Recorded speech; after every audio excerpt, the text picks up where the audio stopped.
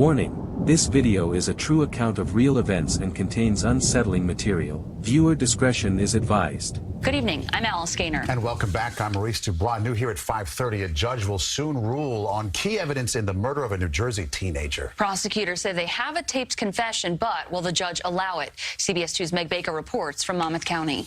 This is police body camera footage recorded just hours after 19-year-old Sarah Stern's car was found sitting empty on the Belmar Bridge in December of 2016.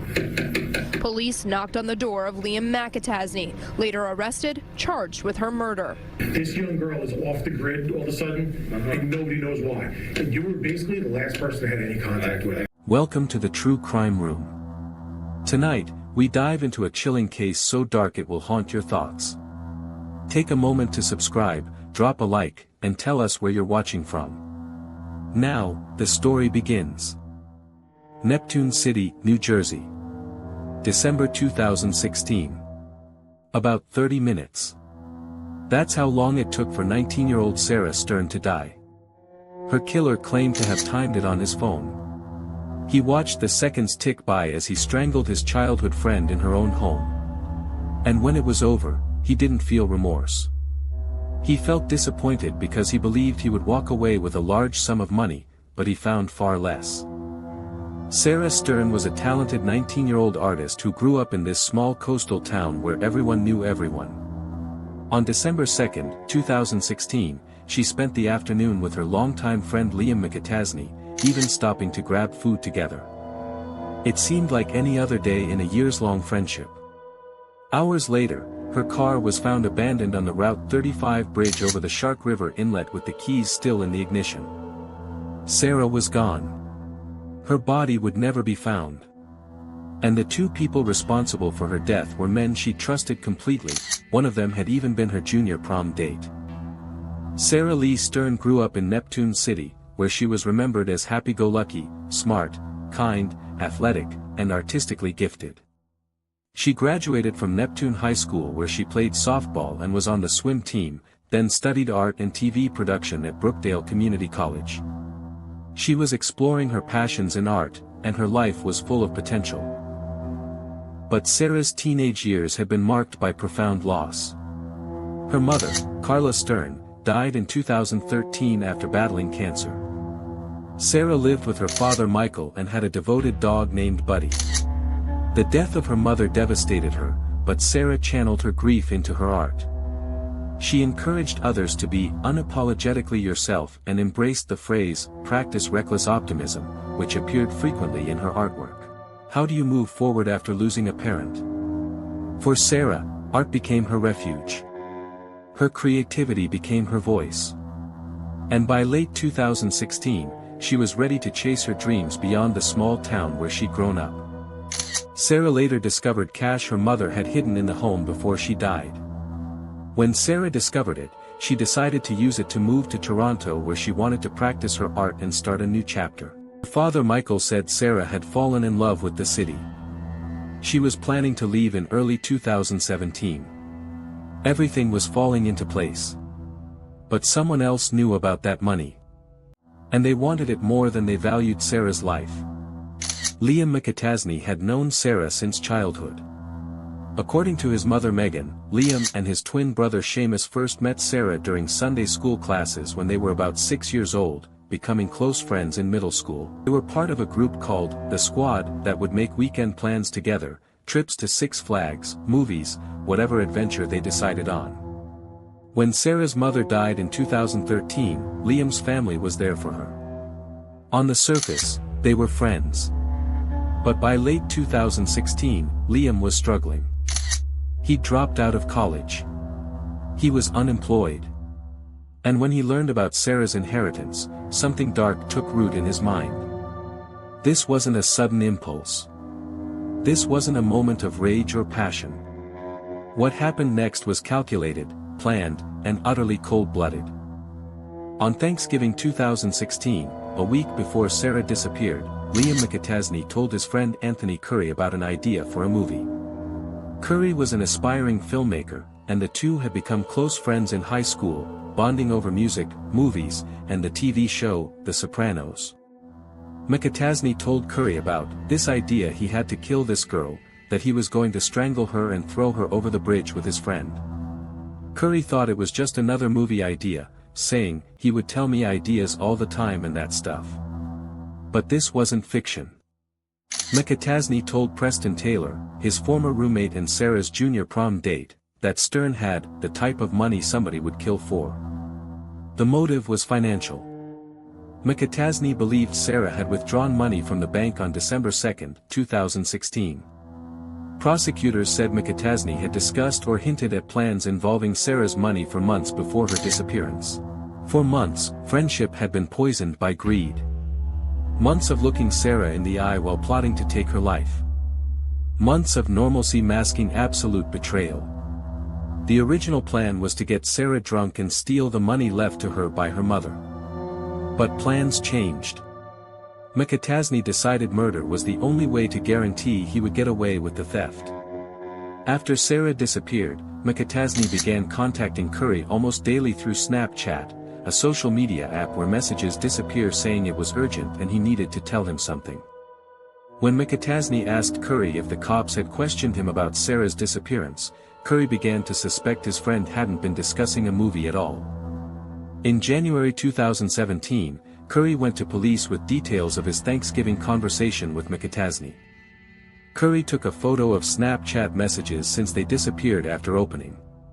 What police asked him to do next would crack the case wide open. On the afternoon of December 2, 2016, Sarah and McAtasney spent time together the same way they had many other days during their years-long friendship, even stopping to grab a bite to eat. Sarah was last seen at her home on the night of December 2, 2016. What happened next would only be revealed weeks later through McAtasney's own words. After returning to Sarah's Neptune City home that afternoon, McAtasney came up behind her. He later told a friend he pretty much hung her, picking her up and leaving her dangling off the ground. Sarah said his name, and then that was it. Liam McAtasney said he thought he would be able to choke her out in a couple of minutes, but it took him about half an hour after he said he started a timer. He watched his phone as the time passed. As Sarah Stern fought for her life. As someone she'd known since childhood killed her with his bare hands. In his recorded confession, McAtasney said, "I pretty much hung her. I picked her up and had her dangling off the ground. She pissed herself and said my name, and that was it." He also said, "Her dog lay there and watched as I killed her. It didn't do anything." What kind of dog is that? It looked like a beagle, but it sounded like a Great Dane. The callousness in those words is staggering. Sarah's dog witnessed her murder and McAtasney was more interested in commenting on the breed than the horror of what he'd done. After Sarah was dead, McAtasney stole about $10,000 in old, worn bills that he found in her home. He'd thought he was going to get $50,000 to $100,000. Most of the money was in a safe deposit box at Sarah's bank. After killing Sarah, McAtasney took about $10,000 he found in her home, far less than the large amount of money he believed she had. But the horror wasn't over. Now came the cover-up. According to Preston Taylor's grand jury testimony, he and McAtasney put Sarah's body in her car and drove to the Route 35 bridge in Belmar. Taylor said McAtasney was unable to lift her body over the railing by himself. Together, they threw her body over the side into the Shark River inlet, then left her keys in the car to make it appear she had disappeared. Sarah Stern's body was thrown into the water, and her remains have never been found. The currents carried her away. Her father would never get to bury his daughter, and her family was left without closure. Hours after Sarah was last seen, her unoccupied 1994 silver Oldsmobile was found on the Route 35 bridge over the Shark River inlet with the keys still in the ignition. An Uber driver called 911 to report the empty vehicle. At first, authorities treated it as a possible suicide, leaving friends and family to wonder whether the teen had taken her own life. But Sarah's family didn't believe it. Her father, Michael, considered that Sarah might have run away because she had told Liam's sister she wanted to move to either Canada or California. Still, something didn't add up. A week later, Sarah's father organized a search party. Hundreds of community members volunteered, including McAtasney and Preston Taylor. They participated while pretending to search for Sarah, standing alongside her grieving father and giving the appearance of concern. How do you do that? How do you look a devastated father in the eye while knowing exactly what happened to his daughter? The investigation had stalled. Police had few leads, and the case risked going cold. But then Anthony Curry came forward. Curry, a longtime friend of Liam McAtasney and an aspiring filmmaker, told authorities about conversations McAtasney had previously had regarding Sarah Stern. Police asked Curry to help set up a controlled meeting to see if McAtasney would confess. Hidden audio and video recording devices were installed in Curry's car, and the two met at a familiar hangout spot in Bradley Beach, New Jersey. Curry said he was instructed by police to act carefully, similar to an undercover agent, and to ask questions without alerting McAtasney. During the meeting, McAtasney patted Curry down to check for a wire, unaware that the car itself was recording the conversation. Curry later said that McAtasney seemed to want to get it off his chest and, for some reason, trusted him. And confess he did. Over the course of the conversation, McAtasney described, in chilling detail, how he had killed Sarah Stern, information that would later become critical evidence in court. In that car, with cameras rolling, Liam McAtasney described in graphic detail how he had murdered Sarah Stern. He talked about the timing, the method, and the disappointing payout. He showed no remorse. No guilt.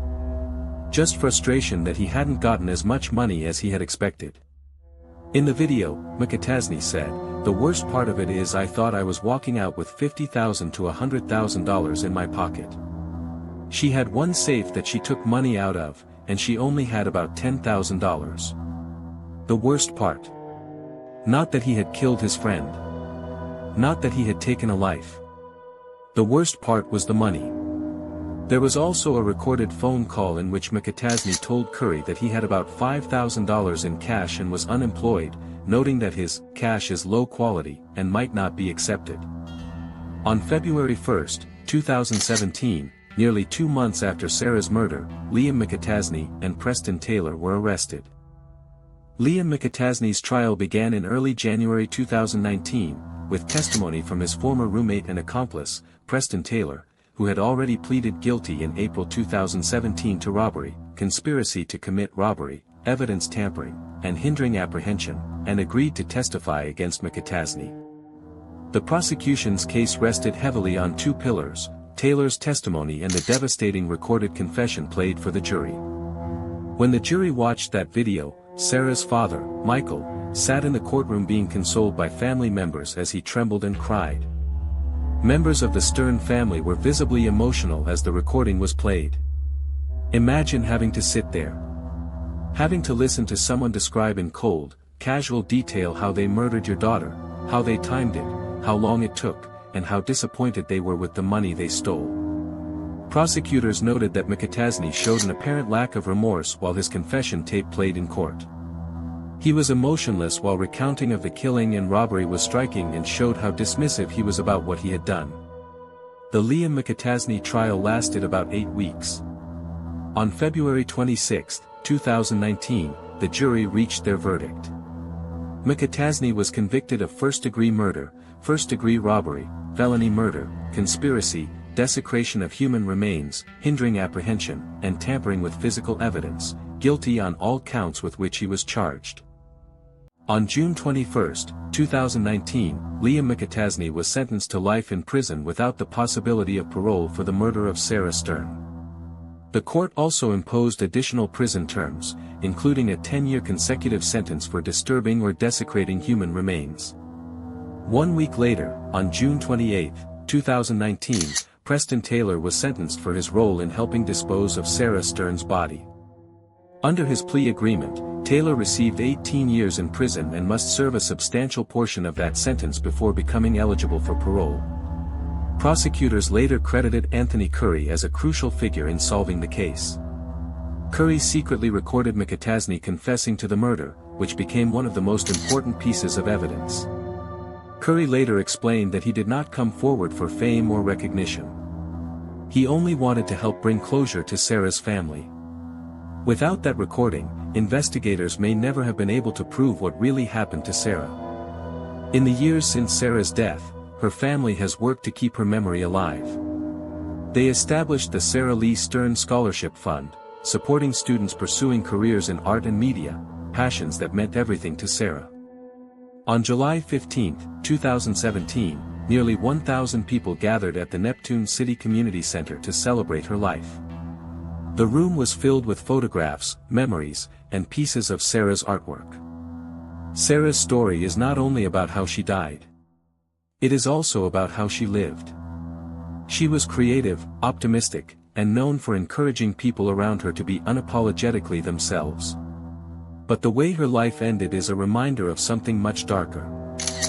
Because sometimes, the most dangerous people in our lives are not strangers. Sometimes, they are the people we trust. Liam McAtasney was someone Sarah knew. Someone who had been part of her life. But greed changed everything. Sarah Stern was just 19 years old. She had her entire life ahead of her. That future was taken from her. There are no winners in this story. Sarah is gone. McAtasney will spend the rest of his life in prison. Preston Taylor will spend years behind bars. And Sarah's family is left with a loss that can never be repaired. But Sarah has not been forgotten. And in the end, all of this, for money that was never even there. If you appreciate true crime stories told with accuracy and respect, consider subscribing.